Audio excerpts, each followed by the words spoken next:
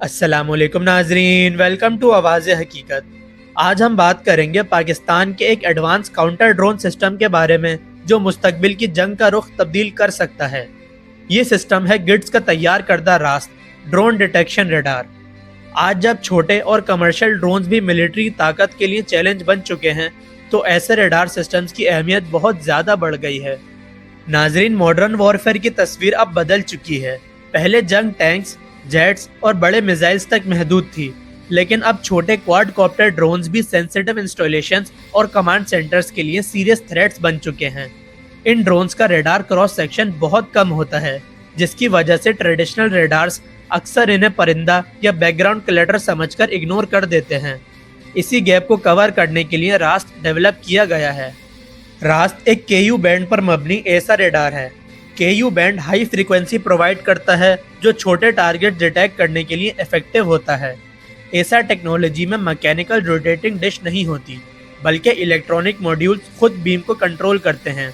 इससे रेडार की beam micro seconds में डायरेक्शन चेंज करती है, जिससे स्पीड और एक्यूरेसी दोनों बेहतर हो जाते हैं।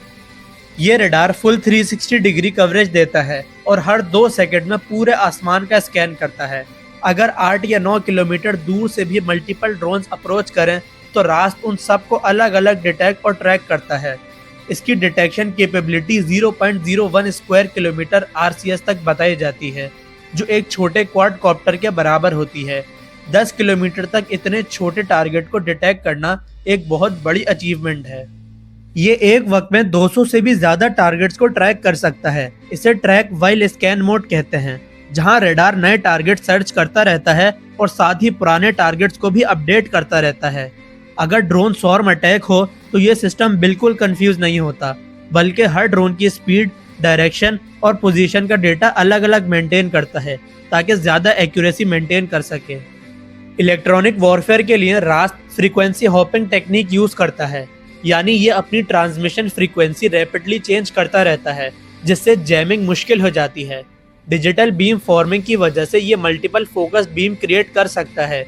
इससे लो फ्लाइंग और स्लो मूविंग ड्रोन भी इफेक्टिवली डिटेक्ट होते हैं। सिग्नल प्रोसेसिंग भी इस सिस्टम का स्ट्रॉन्ग पॉइंट है। ग्राउंड क्लटर और बर्ड्स जैसे फैक्टर्स फॉल्स अलार्म्स क्रिएट करते हैं। रास्ट एडवांस एल्गोरिथम्स के जरिए ड्रोन्स और परिंदे के फ्लाइट पैटर्न्स में फ़र्क करता है। ड्रोन का मूवमेंट कंट्रोल्ड होता है, जबकि परिंदा इर्रेगुलर पैटर्न फॉलो करता है। इसे क्लटर रिजेक्शन कहा जाता है। ये radar sensor to shooter link के जरिए AI based anti drone guns और मिसाइल सिस्टम्स के साथ इंटीग्रेट हो सकता है। अगर रेडार 9 या 10 किलोमीटर पर ड्रोन डिटेक्ट करे तो रियल टाइम डेटा फॉरन इंगेजमेंट सिस्टम्स को मिल जाता है। फिर सिस्टम ऑटोमेटिक ट्रैकिंग और रिस्पॉन्स स्टार्ट करता है, जिससे रिएक्शन टाइम कम हो जाता है।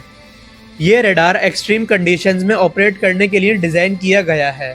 -40 से लेकर 60 डिग्री सेल्सियस तक के टेम्परेचर ये हैंडल कर सकता है।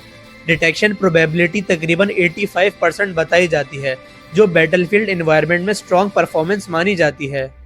नाजरीन, रास्त सिर्फ एक रेडार नहीं, बल्कि पाकिस्तान की इंडिजिनस डिफेंस कैपेबिलिटी का सबूत है। ये सिस्टम फ्यूचर बैटलफील्ड में एक शील्ड का किरदार अदा कर सकता है, जहां खतरा ज़मीन से ज़्यादा आसमान से आता है।